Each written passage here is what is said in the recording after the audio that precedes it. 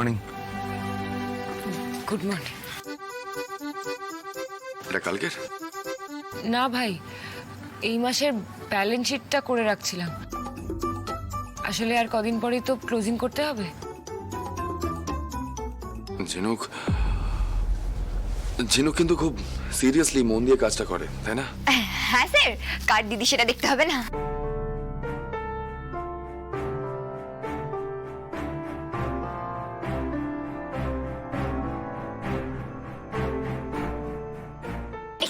আপনি কথা বলুন, ধরে গেছেন কেন?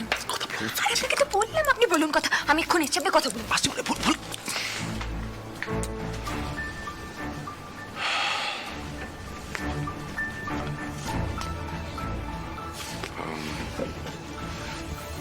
বলছিলাম ঝিনুক, তোমার তোমার ফিউচার নিয়ে কিছু ভেবেছো?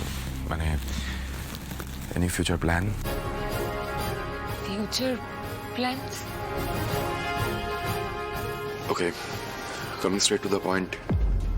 আঙ্কেল আন্টি মানে তোমার বাবা মা তোমার বিয়ের দায়িত্ব আমাকে দিয়েছেন, তো তাই জিজ্ঞেস করছি, তোমার মনে কেউ আছে নাকি সম্বন্ধ করতে হবে? ও, আমার বিয়ের তো কোনো প্রশ্নই ওঠে না। আমার যা অতীত, কেই বা আমাকে বিয়ে করবে আর কেনই বা করবে? সে লোক আছে। কি? আই মিন, তুমি যদি বিয়ে করতে চাও তাহলে তোমাকে বিয়ে করতে চায় এরকম মানুষ আছে, আমাদের মধ্যেই আছে।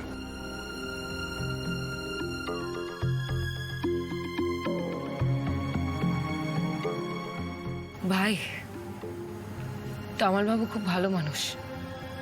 উনি হঠাৎ আমার মতো মেয়েকে কেন বিয়ে করতে যাবেন? তাছাড়া ওনার স্ত্রী আছে। তারপরে আমি একটা গুপ্ত দলের সদস্য ছিলাম। সংসার ত্যাগ করে অনেকে একই জায়গায় থাকতাম। আর আমি রুদ্ররূপকে গুলি করেছিলাম, সেটা কি ভুলে গেছো তোমরা? বিয়ের তো কোনো প্রশ্নই ওঠে না ভাই, এর মধ্যে বিয়ে কোথা থেকে আসছে? এই দিদি, তুই স্বীকার করছিস না কেন বলতো যে ঈশিতা দিদি ফিরে এসেছে বলে তুই চটে গিয়েছিস?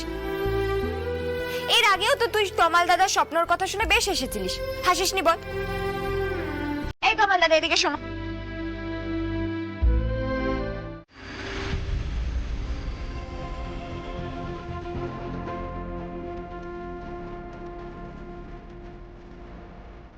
স্যার, এ নবভবন হাসপাতালে ঢুকেছিল বাচ্চা চুরি করার জন্য।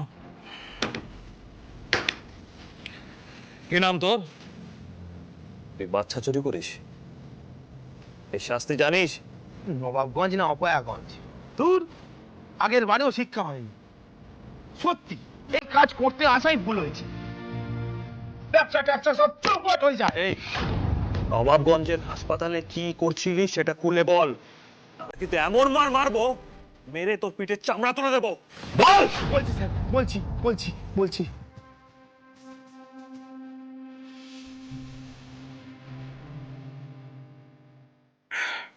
বল এবার কি হলো? চুপ করে আছিস কেন? বল।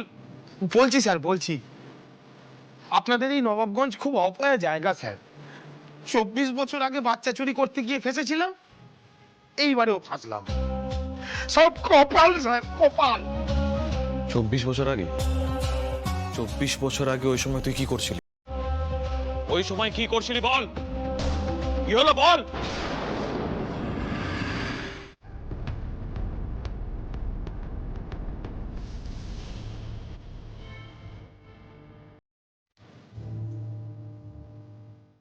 কি হলো বাবা?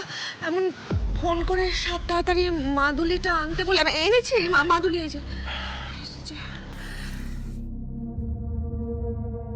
আন্টি, এই মাদুলিটা কোনোদিনও খোলা হয়েছিল? না তো, কখনো খুলে দেখিনি তো। কি আছে ওতে বাবা? তমাল,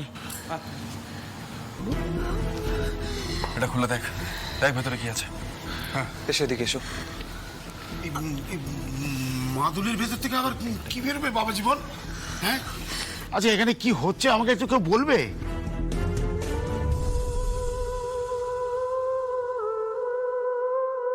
বেআই মশাই, আসলে বহু বছর আগে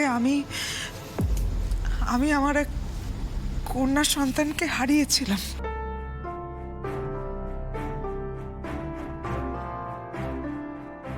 হাসপাতাল থেকেই সে উধাও হয়ে যায়।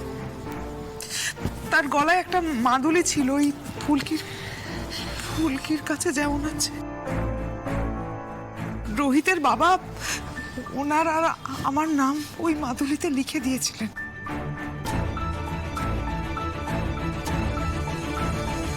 এত বছর পর আমরা তার একটা খোঁজ পেয়েছি।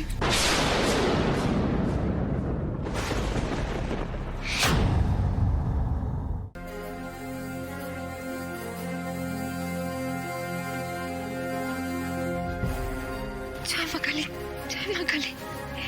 এই আমি কোন পরীক্ষায় পড়লাম মা? এই তো একটা কাগজ পাওয়া গেছে। মেজো কাকি, আমাকে দাও, আমাকে দাও।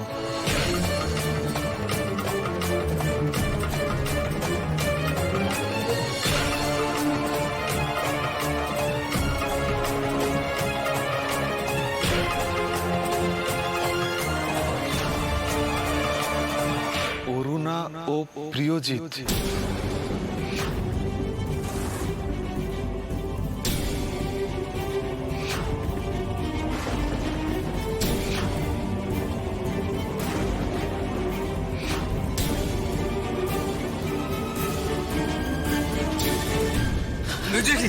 আন্টি, ও বাবা,